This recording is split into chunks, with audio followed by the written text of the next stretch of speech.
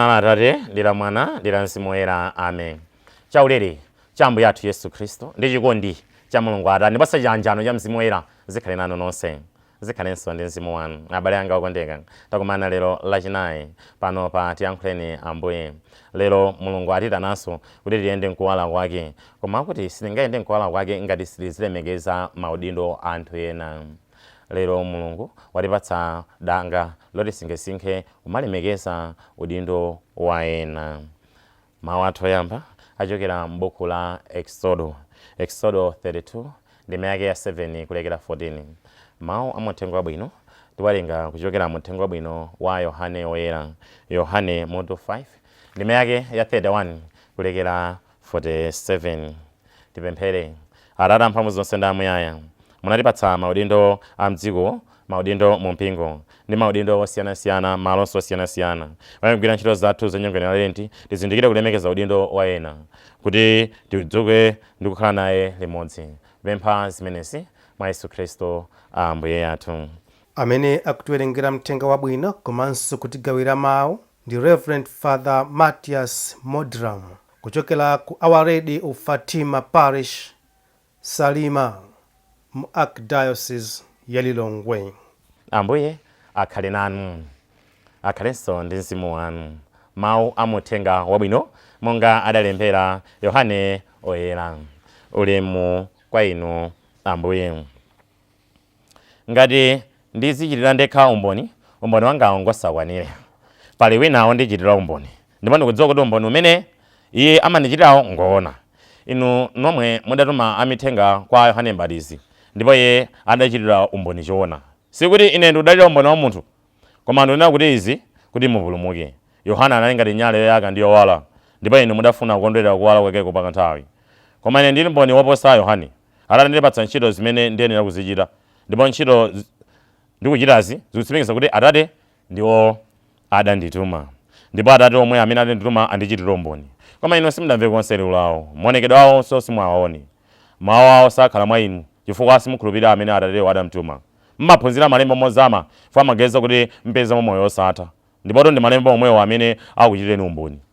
Komabe inu simufuna kudza kwa ine kuti mukhale ndi moyo. Sindikufunafuna ulemu wa anthu ayi, koma ndikudziwani mulibe chikondi cha Mulungu mu mtima mwanu. Ine ndadza m'dzina la Atate anga, ndipo inu simukundilandira. Koma wina atabwera m'dzina la Iye yekha, iyeyo ndiye mungamlandire. Mmapatsana ulemu nokhanokha mwasangala, koma simufuna konse kulandira ulemu wochokera kwa amene Iye ndiye Mulungu. Nanga mungakhulupirire bwanji? Musayese kuti ndine amene ndidzakunenezeni kwa Atate ayi. Wodzakunenezani alipo, ndi Mose yemwe uja amene inuyo mumamdalira. Mukanakhulupirira Mose omuona, mwezi munakhulupiriranso ine, pakuti iye adalemba za ine. Koma ngati simukhulupirira zimene iyeyo adalemba, nanga mungakhulupirire bwanji mawu anga? Umenewo nde uthenga wa Ambuye.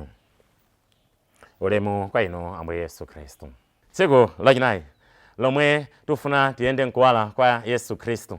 Koma Ambuye atithandiza kuti muyenda mkuwala kwanga ngati muzilemekeza maudindo. Maudindo aliyense pa udindo wake kugwira ntchito bwinobwino nditi muyenda mkuwala. Aliyense agwire ntchito mwanga udindo wake ndampatsira mdziko lino la pansi. Taona mawu oyamba, Mose wapita ku phiri ukakambirana ndi Mulungu. Ndi wachedwa ku phiri. Ndi anthu aja imene achita akonza fano la mwana wang'ombe wosema kuti amampembedza. Aloni wathandizira. Ndiyo ngachana kuti popeza iye wachoka ndi udindo bakhala wanga titenge mwana wang'ombe tizimpembedza. Ndipo mwana uja wapangidwa. Mpaka Mulungu ndi amene amuwuza Mose kuti fulumira tsika, anthu ako aja adzipitsa, adzipakira fano la ng'ombe ngati Mulungu. Ndipo chifukwa cha kuchoka kwa Mose kungochoka dala, kungosuntha pang'ono, upita ku phiri, ukakamba ndi Mulungu, ukakumbutsana ndi Mulungu. Ndio omwe akuti achiyedwa ameneyi, ndiye ife tipange Mulungu wina, ndipo apanga Mulungu yakuti Mulungu wina amene achotsa ku Igupto ameneyi. Ndi amene atulotsa chipululu muja. Ndi amene amakhala nafe mchipululu muja adzafika pana Mulungu wake ndi amene. Muone abalanga okondeka mna patankhula na Ambuye. Kungochoka pang'ono Mose, upita ku phiri. Aona ngati wachedwa kwambiri, ndipo apanga Mulungu wina. Inu anthu fe timalimbirana maudindo, mulemekeza maudindo. A president akangochoka upita dziko lakunja akankhalako mnthawi pang'ono. Ndikuti mphiya ambomveka. Ata asiyo president. ari yaso chisango chabwino wachiwiri akakhala mufulumira tukombiri mukama ulindo anthu aja apita atakatenga pamene president apita mwina akakangana ndalama mdziko muno akakangana ndalama kuti mwina mwake dziko lino ndani alisinthe mwina mwake zinthu zimene zotifuna mdziko muno zisinthe koma tikuti amene aja apite asakabwerenso ayi mwina sa amene aja apita akangosuntha zinthu mzana akangokhala kuntchito masiku awiri akuti basi wapanga design amene it's automatic design tete sangepo wina pamene popo bwana amene wachoka akuti inu anzanu akapita ukapanga zina inu yomakhala mbuye muno tsano mmachita zina akuti ayi maudindo mozi idzakwana nthawi mudzakhala paudindo umenewo sikuti akangosuntha basi ndifo chake ambuye Yesu muthengo wabwino achita umboni akuti ineyo ngati nditanena kuti palibe amene ndimadalira ndiulakwa amene ndimuthokoze ndi Yohane anagwira ntchito yakumbi ndipo iye ndi amene aniuza kuti ndiubweradi anandengeza ndi Yohane avomekeza udindo wa munthu wina akanakhala kati basi pese imene adachitayi avomekeza udindo wawo akuti ine ndivomekeza Yohane anagwira ntchito yoti ineyo ndioneke ndipo ndi iyeyo amene adandipereka kwa anthu ndipo ndi iyeyo amene adambatiza uvomekeza pala anthu ena moyo unowu amene adatithandiza kuti tifike pamene tilipa pala anthu ena amene adatithandiza kuti tioneke lero kuti ndife anthu kuti dziko lilidziwe kuti kule aucheni ndi anthu amenewo anthu osiyanasiyana ine mageza tsiku lero Munyengo naleni nditipempherere anthu ena amene adatidziwitsa kuti adzakhala aucheni anthu onsewo amene tinawo kaya maloya kaya mainjiniya kaya anthu osiyanasiyana pala anthu ena amene adagwira ntchito mwayowa sindifuna kamba za makolo popeza makolo adatithandizapo ndisitingakane ayi koma ndimafuna ndikambeza anthu ena amene adatithandiza kwambiri ndi aphunzitsi ku primary ku secondary kamenanso ngakhale ku university kumwene adatithandiza anthu amene anja koma ife tingamamba kugwira ntchitozi sidawerenganso ayi mwana akalakwa ku sukulu ndiye kuti mphunzitsi wopanda nzeru pamene mwana akakhoza ku sukulu ndiye kuti mwanayo ndiye wanzeru osati mphunzitsiyo mphunzitsiyo satemberedwa ayi momwe chiti mboni adagwira ntchito ayi tikamwakweza malipiro kuti tikweze malipiro mdziko muno mafumu 100% mphunzitsi 80% mphunzitsi ndi anthu amene amagwira ntchito yosula anthu kuti adzafike mene tili muno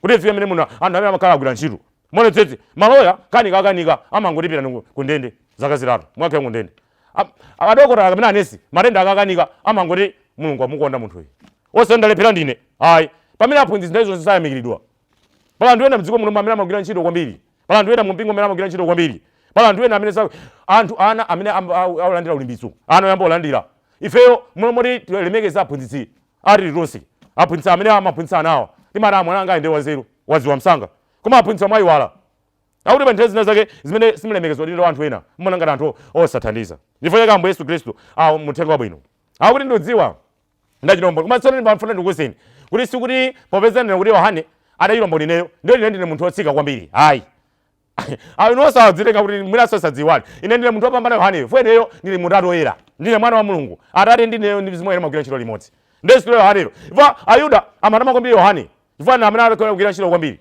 ndifo kuti mutama kwambiri Yohane mwakakhala pamalo pakabwera anthu anyuwani mmakonda kukamba zinthu zakale mmalo mothandiza awo kuti apite patsogolo mmakonda kukamba zinthu zakale bola kale kulaka musa bala bingo apa ndiye sizothandiza nzoonadi mavuto atipeza koma tikamati tizingokamba zinthu zakale mmalo moti tione chitsogolo ndiye sizingakhale bwino ayi alemekezo ineyo ndindosinga ulemekeze mona ndilemekeze ndi wa munthu amene adamwalira amene alipo kale asema abwera pano ndiye ayi bola kwa amene alipo kale amene alipo kale ndamachita zothandiza ndamati apanga izi adagwa chigayo adapanga izi adatani zoonadi sindokana ndamene umabwanji tipange chonchi awanso muthandize chifukwa khwero lake lawo ndawo chifukwa Yohane ana kuti ndenda udziwa Yohane adagwira ntchito ndiye achoka pa Yohane machipita pamwamba ndiye pa anthu ena amene mati mkabwera pamalo uona ngati amene adalipo palibe chimene adachita chanzeru iwe ndi wanzeru zedi alemekezana anzanu adagwira ntchito pamenepo iniyo msibira kafika pamenepopo koma ayi ndiona kuti alipo imene adachita ine ndiyambira sowani zituko zimene anayamba zithe ndiyamba sowani ndifo chake tikalowa mboma muja amene ineyo singatsakule msewu umenewu chifukwa munthu amene adamanga msewu umenewo anali wotsutsa kwa ine mpaka misewu ina mdziko muno sinatsakulidwe chifukwa chone kuti munthu amene adamanga zimene zizineso uvomerezanu dindo adali Malawi mzanu adali osembe mzanu adali sistere mzanu adali mbosa mzanu pitirizani mene adani mwasiya pacha ndifaona kuti mulemekezana maudindo ndiye Yesu wayankhula kumapeto akuti ndiudziwa mmagwiritsa ntchito dala malembo mmaweza madala malembo kuti mudziwe ulilecheka chani kalekale ndiye mmalembomo mmene mdazamamo mmene adachita kalemo mufuna mugwiritse ntchito mawu amenewo kuti ineyo ndioneka ngati munthu osathandiza mona simulemekeza udindo wa Yesu Khristu mwana wa Mulungu ndifeke mugwiritse ntchito mawu amenewo ndiye chifukwa Yesu akuti mmagwiritse ntchito zinthu zimenezo mmaoneka ndipo kenako mkati mwa ndime mwina tikamamaliza ndime ya 47 akuti kumapetoko akuti kuti ndazindikira munthu amene akupongonezani munthu wake tsopano ndi Mose fo Mose numamdalira mwina tilenga mbeka za Mose timodalira mwa mtundu wanji Mose analira za nzeru zaidi, anapanga za mphamvu ndi Mulungu mpaka lolo tsapaja uli mchipululu moja. Ole maganiza kuti mwina lero chidwi yathu bwanji likhazike papa. Mose amadziko kwambiri ndi kutulutsa madzi pa phiri la Horebu. Madzi atata mchipululu moja. Mchipululu mulibe madzi. Nde madzi mulibemo ndi amadziwika ndi nthawi yomenya pa phiri la Horebu kutulutsa madzi pa Masa ndi pa Meriba. Pamene Aisraeli adakangana ndi Mose. Ndipo tikuwerenga Exodo 7 ndi maka 3 mpaka 7 akuti malo adawatcha kuti makangano. Chifukwa Mose adakangana ndi Aisraeli. Ndi pamene akunenera akuti mukanadziwa anthu amene jaya Mose amene amiyezi penje kuti ndilipo kale. Chifukwa kuti Mulungu alipo kale, Yesu alipo kale, amene akuti mdakadziwa zamene ndakandilemekezeneyo. Kani yoti ndakupatsani madzi aja. Ndipo chake ndikamaona muthengo wabwino Yohane 19 ndi maka 28. Ndi pamene Ambuye Yesu Khristu akuti ndili ndi ludzu. Nde muone zimene achita kwa Ambuye Yesu Khristu atatuze ife kuti ndili ndi ludzu. Ife yatenga vinyo sasa nkwapatsa Ambuye Yesu Khristu. Ulemekeza ineyo nthawi imene ndakuyendera ndilipo udindo wabwino mchipululu muja ndakupatsa madzi. Leloli undipatsa vinyo sasa. Munali ndani inu? Musanambe ntchito. Munali ndani? Munkalakalaka mwayi wa ntchito. Munkalakalaka mwayi wa business. Mmalakalaka mvula inu. Lero adakupatsani zinthuzo Mulungu. Adakupatsani ntchito. Adakupatsani business. Mukabwera ku chalichi mumapereka ndalama zingati. Malo mopeka 10% ya ndalama zimene mwapaka mmangotenga 50 kwaja nkupatsa Mulungu. Momo mbwezera madzi mumwezera tsano vinyo komanso sasa. Mina ndanga nkoka vinyo bwino. Mina ndanga kuti vinyo yemwe azona zochita. Hayi, mvauri ine ndokusamalani mchipululu muja. Ndemwese ojada kusamalani muja ndineyo, ine ndalipo. Ndio nonse muthandize mpingo anga ukule. Koma ife mumuthandiza mpingo imatenga chimanga chofuma ngule chimene chili cha masika. Hone mwanipatsa vinyo sinukana za mwazi zimenezo, mwanipatsa za azosasa. Vinyo osasa. Tete nditsula lero tilemekezo dindo wanthu ena. Ulemekezo dindo wa mpingo mothandiza mpingo uwu. Kuti tikatero timalero zisala makedwe ena ndi ena pamene tizonjezera mapemphero. Umagwira ntchito zachifundo ndizindikirenso umalemekezo dindo wanthu ena. Kuti anthu ena aso atukuke. Mulungu atithandize mawu amenewo. Yesu Khristu Ambuye athu. Tipemphere. Mulungu wamphamvu zonse ndi amuyaya. Potipatsa maudindo mudafuna tilemekezane wina ndi nzake. Anthu amene ali maudindo akuluakulu azindikire kuti sangagwire ntchito pawokha popanda anthu amaudindo ang'onoang'ono. Anthu amaudindo ang'onoang'ono alemekeze anthu amaudindo akuluakulu. Anthu amene abwera kumene alemekeze anzawo amene analipo iwo asanabwere. Ndipo anthu amene adabwera kale alemekeze anzawo amene abwera kumene. Kuti potero pogwira ntchito limodzi tipeze madzi ene osenso vinyo wosasa. Tupempha zimenezi mwa Yesu Khristu Ambuye athu.